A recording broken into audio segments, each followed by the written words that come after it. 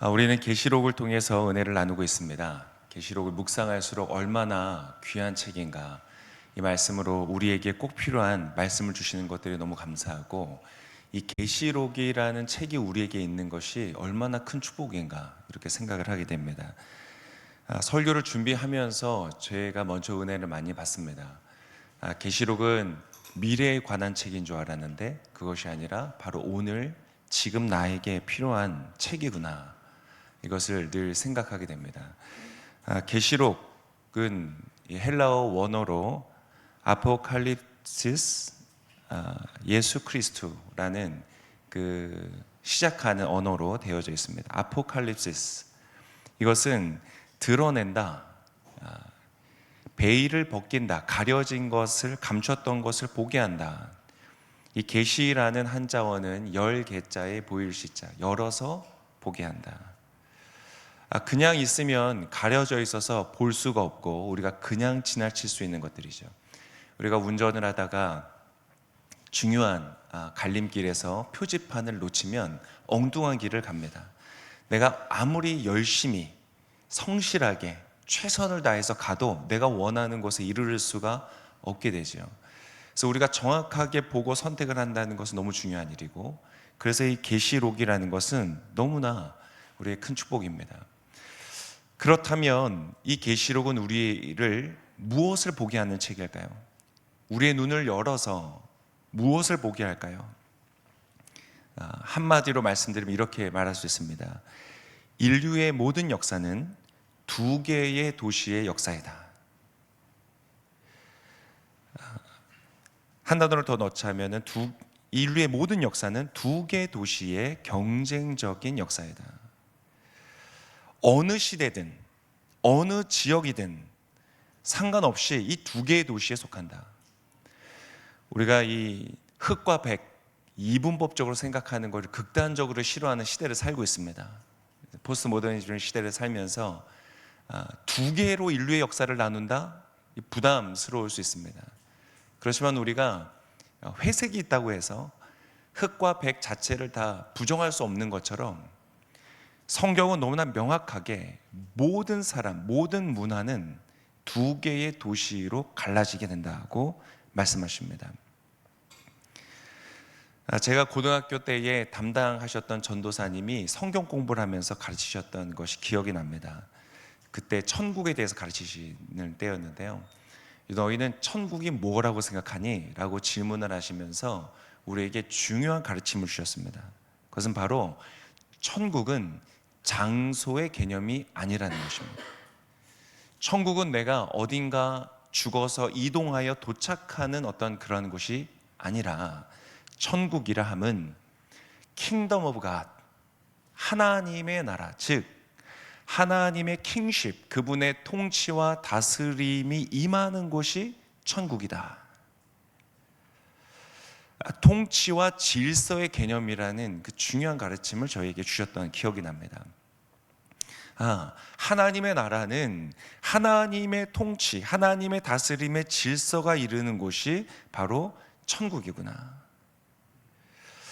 이 성경은, 계시록은 인류 역사가 두 개의 도시로 나누어진다고 말하면서, 하나는 그 하나님의 통치가 임하는, 하나님의 질서를 따라 움직이는 도시, 그것은 바로 새 예루살렘이라 불리우는 천국을 말하는 것입니다. 또 하나의 도시가 있습니다. 그것은 바로 신을 잃어버린 인간들의 도시, 죄와 사단에게 매여 있는 그러한 도시, 바로 큰 도성 바벨론이라 불려지는 이 도시다. 그래서 오늘 읽었던 본문의 17장, 18장인데 17장에서부터 18장까지 이 바벨론이라는 도성에 대한 묘사를 해주고 있습니다. 그리고 21장과 22장에서 새 예루살렘을 보여주고 있죠. 이 영국의 저명한 신약학자인 리처드 보컴이라는 존경을 받는 학자분이 계십니다. 그분이 요한계시록의 신학이라는 책을 쓰셨는데요. 그곳에 바로 이 두 개의 도시를 대조하면서 약 9가지 정도의 특징들, 차이점들을 설명했습니다. 그 중에 몇 가지는 이렇습니다. 큰 도성 바벨론은 음녀라고 불려지고, 창녀, 이제 우리말 버전에서는 창녀라고 불려지고, 이 새 예루살렘은 신부, 그리스도의 어린 양의 신부로서 그려집니다. 바벨론은 사치의 도시인데 예루살렘은 순결하고 정결한 영광으로 가득 차 있는 도시다.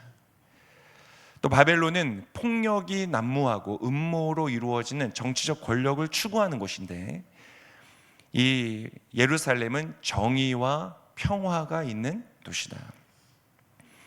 바벨론은 어둠과 멸망으로 가득 차 있는 도시지만 예루살렘은 빛과 생명으로 가득 차 있는 도시다. 이런 식으로 대조해서 보여줍니다.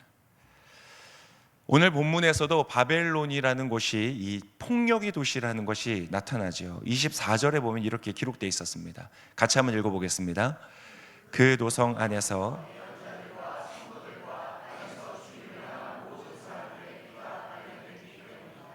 거기서 모든 사람들의 피가 발견되었다. 폭력에 의해서 죽임을 당하는 그러한 모습입니다. 요한계시록에서 이 사도 요한은 이 바벨론이라고 불려진 큰 도성 바벨론, 또 창녀라 불려지는 이 세상에 속한 나라에 대해서 말하면서 그 사람들이 그 당시에 그 책을 읽는 많은 사람들이 공감할 수 있는 이 로마의 모습을 차용합니다. 그래서 그 로마 안에서도 이런 원형 경기장의 그 끔찍한 결투들을 우리가 기억하죠. 서로를 죽이게 만드는 검투사의 그러한 싸움들이나 또 사자를 풀어서 많은 사람들을, 무고한 사람들을 죽였던 그러한 폭력적인 일들을 이제 염두하면서 글을 쓰는 것이었죠. 하지만 새로운 도시 예루살렘, 천국은 어떠한 곳입니까? 하나님의 통치와 질서가 임하는 곳이죠. 그것은 어떠한 곳입니까? 예수님께서 산상수훈을 통해서 말씀하시고 가르치신 것처럼 왼뺨을 때리거든 오른뺨을 대라. 폭력에 맞서 폭력으로 대항하는 것이 아니라, 내가 복수하는 것이 아니라 복수하시고 심판하시는 하나님을 신뢰하고 그분의 통치가 임하도록 기도하며, 우리는 주님이 명령하신, 주님께서 먼저 걸어가신 십자가와 용서의 길을 걸어간다. 놀라운 것이죠. 우리 대한민국이 얼마나 축복을 받았습니까? 우리가 일제의 압제 속에서 무고한 피를 흘리며 폭력 속에 있을 때에, 그때 우리 대한민국의 이 독립을 외치면서 했던 것이 무엇입니까? 세계의 역사상 유례를 찾아볼 수 없는 비폭력 평화 시위, 3.1운동, 만세운동을 벌였습니다. 우리를 향하여 총을 쏘는 일제를 향하여서 같이 폭력으로 대하는 것이 아니라 비폭력으로 우리의 목소리를 내었던 역사를 가지고 있죠. 그것이 어디서부터 온지 아십니까? 바로 복음으로부터 왔습니다. 하나님 사랑, 나라 사랑. 그래서 나라를 위하여서 가르쳤던 그 가르침들, 바로 이 새 예루살렘의 질서가 우리를 움직였을 때에 이 나라 가운데 놀라운 하나님의 역사가 일어난 것이고, 그것을 저와 여러분은 지금 누리고 있는 것입니다. 우리를 통하여서도 그 은혜가, 그 역사가 이 역사 속에서 흘러가기를 소망합니다.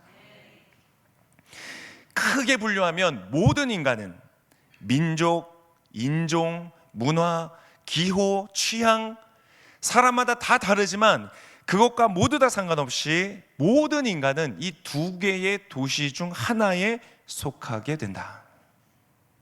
중간지대는 없다. 성경은 이것을 말하면서 단 한 번도 중간지대를 말하신 적이 없습니다. 이쪽이나 저쪽에 우리는 존재하는 것입니다. 바로 이것이 계시록이 우리에게 보여주는 계시입니다. 눈을 열어 보게 해주시는 것입니다. 그리고 계시록은 단순히 두 개의 도시가 존재한다는 것을 보여줄 뿐만 아니라 어느 편에 서야 하는 것인지도 강력하게 권고합니다. 무엇이 옳은 선택인지도 알려줍니다. 오늘 읽었던 4절의 말씀에도 그러한 내용이 나오죠. 오늘 읽진 않았지만 18장의 4절의 본문인데요, 같이 한번 읽어보겠습니다. 그때 나는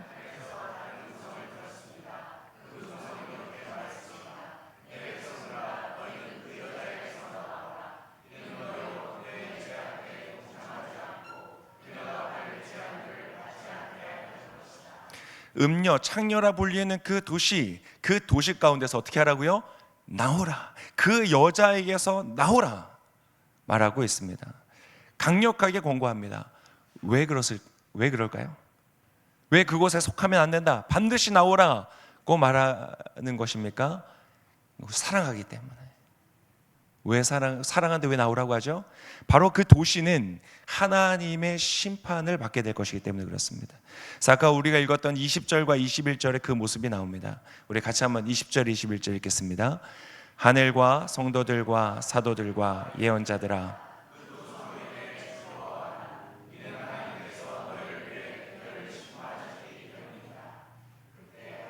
강한 천사가 큰 맷돌 같은 돌을 들어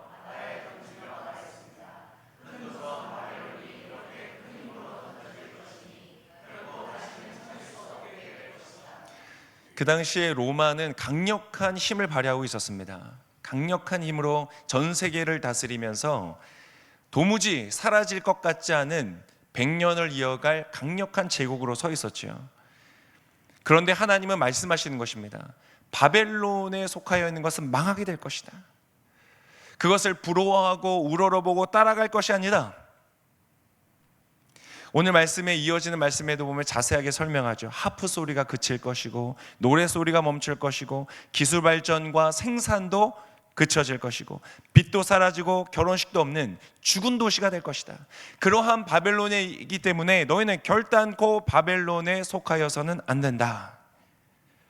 그러면 우리는 어디에 속하여야 됩니까? 하나님의 통치 가운데로 들어와야 된다.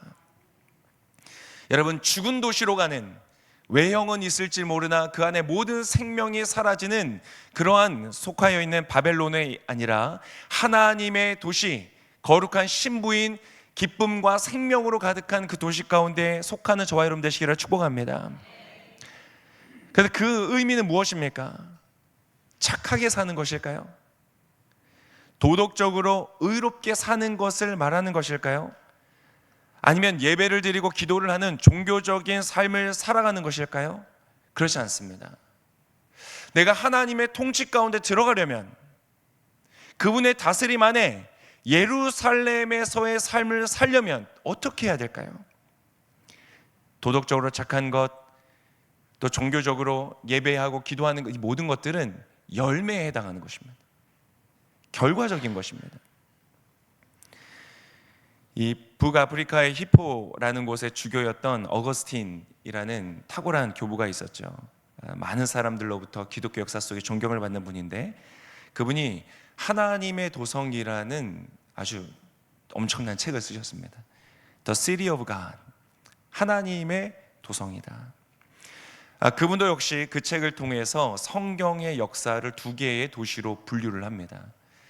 이 로마가 망해가면서 그런 것에 대한 많은 논란들과 질문들에 대답하기 위해서 이분이 10년이 넘도록 집필하신 책인데요, 그분은 이 안에서 성경의 역사를 두 개의 도시로 분류합니다. 바로 사람의 도성과 하나님의 도성, 우리 계시록이 지금 말하는 것과 동일한 패턴이죠. 이 사람의 도성은 동생인 아벨을 죽였던 가인으로부터 시작합니다. 폭력으로 규정되는, 피 흘리는 도시, 바로 그것이 사람의 도성입니다. 그리고 아벨에게 속한, 하나님을 향하여 예배하고 하나님의 뜻을 따라가는 그 도성을 바로 하나님의 도성이라고 말합니다. 마치 가인과 아벨이 싸우는 것처럼 이 사람의 도성과 하나님의 도성은 끊임없이 싸운다는 것입니다. 마치 에서와 야곱이 한 엄마의 뱃속에서 서로 싸웠던 것처럼, 경쟁하였던 것처럼, 이 하나님의 도성과 사람의 도성도 지속적으로 싸운다는 것입니다. 여러분, 이것은 인류의 역사와 어떤 각 사람을 말하는 것뿐만 아니라 저와 여러분 안에 내면에서 일어나는 일을 설명하는 것이기도 한다는 것이죠. 갈라디아서 5장 17절에 이 바울은 이렇게 말합니다. 육체의 욕망은 성령을 거스르고 성령의 욕망은 육체를 거스릅니다. 이 둘은 서로 상반되기 때문에 여러분이 원하는 것을 할 수 없게 합니다. 우리 안에 육체의 욕망, 사람의 도성에 속하여 있는 것들, 그것을 원하는 마음들이 우리 안에 있고요, 동시에 또 성령의 욕망이 우리 안에 있다. 이것이 서로 싸운다는 것입니다. 즉 하나님의 통치 아래 살아간다는 것은 행위나 외형의 문제가 아니다. 내가 지금 기도를 하느냐 안 하느냐, 예배를 드리느냐 안 하느냐, 이러한 외형의 문제가 아니라 나의 내면의 문제라는 것입니다. 이 땅에 속하여 있는 욕망을 추구하는, 잘 살고 사치를 누리고 폭력적인 권력을 통해서 다른 사람을 억누르면서 내가 잘 되는 그런 세상적 방식을 쫓아가느냐, 아니면 타인의 발을 씻기고 내 뺨을 치는 자를 용서하고 사랑하고 섬기며 하나님의 뜻을 따라 살아가는 그 하나님의 성령의 욕구를 따라 살아가느냐. 이것을 유대인들은 이해하지 못했습니다. 니고데모는 이해할 수가 없었습니다. 어떻게 그러한 것이 가능합니까? 유대인들은요, 종교 활동에 열심히 했습니다. 예배를 드리고요, 정해진 절기마다 하나님 앞에 제사를 지내고 하나님의 말씀대로 살려고, 의로운 삶을 살려고, 율법대로 살려고 몸부림을 쳤던 사람들입니다. 그런데 안 되는 거예요. 그런데 실패하는 거예요. 도무지 로마가 용서되지 않고 도무지 하나님의 뜻대로 살아가는 것이 안 되는 겁니다. 눌린 채 살아가는 거예요. 여러분 어떻습니까? 우리는 어떻습니까? 그래서 예수님께서 로마 그 유대인들에게 진리랄지니 진리가 너희를 자유케 하리라 할 때 분노가 일어났습니다. 우리는 자유하지 않은 적이 없다. 분노했습니다. 이미 로마의 다스림 안에서 갇혀진 채 살아가면서도요, 그들이 자유하지 못하다는 것을 인정할 수가 없었습니다. 분노가 있었어요. 여러분 어떠십니까? 여러분 혹시 자유하십니까? 이 땅을 딛고 살아가면서 먹을 것과 마실 것, 이 세상으로부터 공급받는 것들로부터 여러분 자유하십니까? 사람들의 인정과 칭찬, 사람들이 나에게 말하는 평가로부터 자유하십니까? 우리도 한꺼풀을 벗겨보면, 저 역시 한꺼풀을 벗겨보면 니고데모와 같은 삶을 살아갑니다. 열심히 몸부림쳐보지만 자유하지 않은 거예요. 교회에 오면 건강한 척, 괜찮은 척, 아무 일 없는 척, 평안한 척, 신앙 좋은 것처럼 살아가지만 사실 내 안에서는 너무나 많은 갈등과 부딪힘 속에 살아가는 거예요. 니고데모는 그러한 것을 이해할 수가 없었어요. 우리도 마찬가지입니다. 예수님을 믿는다고 하면서 여전히 바벨론을 따라 살 수 있습니다. 겉모양은 하나님의 사람으로 입고 있지만 나의 삶의 패턴은, 그 질서는 바벨론식을 따라 살아갈 수가 있습니다. 세상에서 살아가는 나의 모습은 그냥 세상을 살아가는 사람과 전혀 구별됨이 없는 똑같은 원리와 질서를 따라 살아갈 수 있다는 것이죠. 그래서 바울은 그러한 사람들을 책망하고 있습니다. 고린도전서에 보면 고린도의 교인들이 다툼이 많았잖아요. 교회를 다닌다고 하고 하나님 믿는다고 하면서 그 안에 서로 갈등과 다툼과 대립들이 너무나 많았습니다. 바울이 이렇게 말하죠. 여러분은 여전히 육에 속한 사람입니다. 여러분 가운데 시기와 다툼이 있으니 여러분이 육에 속한 사람들이 아니며 사람의 악한 본성을 따라 행하는 사람들이 아닙니까? 여러분은 바벨론에 속하여 있는 사람들이 아닙니까? 로마서 8장에 보면 이 바벨론에 속한 자, 바로 이것을 육신에 속한 자라고 말하면서 이렇게 기록하고 있습니다. 로마서 8장 5절에서 9절까지의 말씀을 우리 한번 같이 읽겠습니다. 육신을 따라 사는 사람은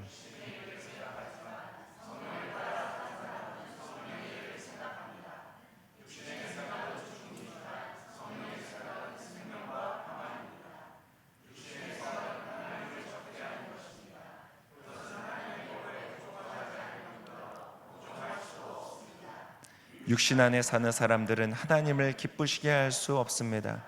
그러나 하나님의 영이 여러분 안에 거하시면 여러분은 육신에 있지 않고 성령 안에 있습니다. 누구든지 그리스도의 영이 없으면 그리스도의 사람이 아닙니다. 제가 기도하고 예배하면 그것이 영적인 것이 아닌가요? 제가 종교적인 활동을 하면 그것이 영적인 것이 아닌가요? 바울은 아니라고 말하는 것입니다. 너가 무슨 행동을 하는 것이 중요한 것이 아니라 너가 그 영으로 말미암아 거듭난 존재이냐, 너의 존재가 달라져 있느냐, 너의 안에 그리스도의 영이 역사하고 그분의 질서를 따라 너가 살아가는 것이냐, 이것이 중요한 것이다. 바로 그것이 예루살렘에 속한 것이며 그리스도의 영을 쫓아 사는 것이다. 그것이 아니라면 아무리 기도를 많이 하고 아무리 예배를 드리고 아무리 종교적이고 아무리 도덕적인 삶을 살려고 해도 하나님을 기쁘시게 할 수가 없다. 니고데모나 부자 청년이나 예수님을 찾아왔다 그냥 돌아갔던 많은 사람들이 그러한 것을 경험했습니다. 여러분 혹시 이곳에서도 그런 오해를 하고 있는 분이 있습니까? 내가 열심히 하나님을 기쁘시게 해봐야 되겠다. 내가 열심히 도덕적으로 의롭게 해서 착하게 살아서 해야 되겠다. 여러분 그것은 이미 실패했습니다. 구약 전체를 통해서 우리에게 말하는 것이 무엇인가? 사람의 의로는 하나님께 이르를 수가 없다. 우리는 완전한 영적인 파산 상태이며 우리가 할 수가 없다. 우리는 열매를 맺을 수 없다. 그러나 오직 주님께서 하시는 것이다. 여러분 그것을 믿음으로 경험하게 되시기를 축복합니다. 우리의 의로는 할 수가 없습니다. 우리의 노력으로는 자유할 수도 없고 하나님의 기쁘시게 하는 의를 이룰 수도 없습니다. 저도 오랜 시간, 저도 모태신앙으로 살아가면서 오랜 시간 갈등하고 고민하고 부딪히고 이해가 잘 안 되는 거예요. 그럼 어떻게 하라는 거냐? 여러분 그것을 위하여 예수께서 오신 줄을 믿습니다. 그래서 내 삶에요 계명이 필요한 것이 아니라, 계명도 있어야죠. 내가 얼마나 잘못된지를 알 수 있으니까. 그 계명만이 필요한 것이 아니라 나에게는 예수님이 필요한 것입니다. 오늘 내 옆에서 나를 도우시는 예수님이 없이는 나는 살아갈 수가 없는 것입니다. 오늘 이 예배당을 마치고 여러분 돌아가는 여러분의 마음속에, 여러분의 양손에 예수님이 손 붙잡고 걸어가게 되시기를 축복합니다. 누가복음 3장 16절에 이렇게 말씀하십니다. 그러자 요한이 그들 모두에게 대답했습니다. 나는 너희에게 물로 세례를 준다. 그러나 이제 나보다 더 큰 능력을 가지신 분이 오실 텐데 나는 그분의 신발끈 풀 자격도 없다. 그분은 너희에게 성령과 불로 세례를 주실 것이다. 여러분 저와 여러분이 바벨론을 쫓아 살아가는 이 시대를 살아가면서 어떻게 하나님의 뜻대로 살아갈 것인가? 어떻게 예루살렘에 속한 자로 하나님의 정결한 신부로 주님의 마음을 기쁘시게 하는 자유하며 충만하며 평안하며 능력을 행하는 삶을 살아갈 것인가? 여러분 성령과 불로 세례를 받으셔야 됩니다. 그것을 위하여 예수께서 오셨습니다. 그것을 위하여 예수께서 십자가에 죽으셨습니다. 죄로 말미암아 하나님의 임재로부터 끊어진 우리, 그래서 지성소에는 들어갈 수가 없어요. 하나님의 임재 가운데 들어갈 수가 없어요. 성령이 우리 안에 거하실 수가 없어요. 우리가 죄가 있기 때문에. 그러나 어떻게 하셨습니까? 예수님께서 우리의 그 모든 죄를 지시고 십자가에 죽으셨습니다. 저와 여러분의 모든 과거의 죄, 현재의 죄, 미래의 죄까지도 모두 다 짊어지시고 십자가에 죽으셨습니다. 죽으실 때 무슨 일이 일어났습니까? 성전의 지성소를 가로막은 휘장이 찢어졌습니다. 이제 하나님과 우리가 연합할 수 있는, 하나님의 영과 우리가 연합할 수 있는 길을 열어주신 것입니다. 그 모든 것들을 주님께서 행하신 것입니다. 왜요? 우리에게 성령을 주시기 위해서. 그리고 이제 그 예수 그리스도를 믿는 자마다 어떻게 하시는가? 성령을 주신다고 말씀하십니다. 우리 안에 여러분 성령이 오시는 거예요. 하나님이 내 안에 오시는 거예요. 워렌 버핏도 같이 식사 경매하고 하면 수십억을 주면서 사람들 밥을 먹는다고 하잖아요. 그 사람과 대화를 하고 그 사람의 조언을 듣고 충고를 듣는 것만으로 그 정도의 가치가 있다면, 여러분 창조하신 하나님, 무질서 속에 질서를 창조하시고 어둠 속에 빛을 창조하시고 죽음 가운데 부활로 역사하시는 성령이 우리 안에 거하신다면 여러분 무엇이 불가능하겠습니까? 여러분 성령 안에 불가능이 없는 줄을 믿습니다. 그 성령님이 저와 여러분 안에 역사하기를 원하신다는 것입니다.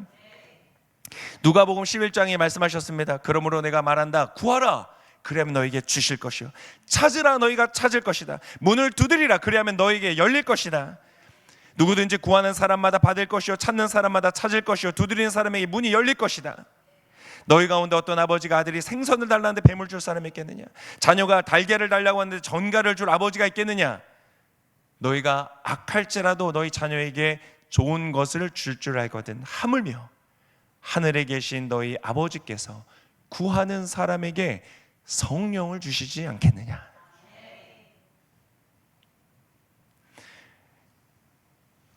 여러분, 세상 살아가는 것이 참 어렵지 않습니까? 뉴질랜드 와서 시간이 왜 이렇게 잘 가는지 모르겠습니다. 분명히 한국보다는 좀 덜 바쁜 것 같은데 이게 별 차이가 없는 것 같아요. 뭐 이렇게 시간이 빨리빨리 가는지. 여러분, 할 게 얼마나 많습니까? 정신이 없습니다. 고민할 것들, 결정해야 될 것, 선택해야 될 것들, 일이 너무 많습니다. 내가 감당할 수 없는 일을, 자녀 하나 키우는 것도 너무 내 뜻대로 되는 것이 하나도 없습니다. 우리의 삶에 너무나 어려운 많은 일들, 많은 이슈들, 큰 도성 바벨론같이 그러한 거짓에 쌓여서 돌아가는 이 세상 속에서 어떻게 우리가 주님의 정결한 신부로 능력 가운데 기쁘고 감사하고 즐겁고 생명으로 살아가면서 우리 자녀들을 믿음으로 키워내고 가정을 세우고 그 영적인 충만함을 어떻게 경험할 수 있습니까? 여러분, 성령이 충만하면 되어지는 것입니다. 에베소서 5장 18절의 말씀을 하며 마치겠습니다. 또한 술에 취하지 마십시오. 알코올 여러분 취하지 마십시오. 알코올뿐만 아니라 술로 말씀하신 이 세상에 취하지 마십시오. 돈의 유혹에 내가 조금 더 돈을 잘 많이 벌면 내가 자유하겠지. 아닙니다. 자유는 오직 주님께 있습니다. 공중에 나는 새를 보라. 너무나 많이 들은 설교 말씀이지만 우리가 아직도 공중에 나는 새를 보면서 참 참새들이 와서 밥을 잘 먹고 가는구나. 레스토랑 가서 늘 보면은 참새들 그렇게 잘 다니는 게 신기해요. 여러분, 주님께서 우리의 삶을 공급하신 줄을 믿습니다. 세상에 취하지 말고, 잘못하면 방탕에 빠지기 쉽습니다. 오히려 성령으로 충만하게 되십시오. 오늘 예배를 통하여서 여러분 성령 충만하시고 여러분의 삶 가운데서 주님 주시는 생명과 승리를 누리며 하나님의 칭찬받는 인생을 살아가시기를 예수님의 이름으로 축복합니다.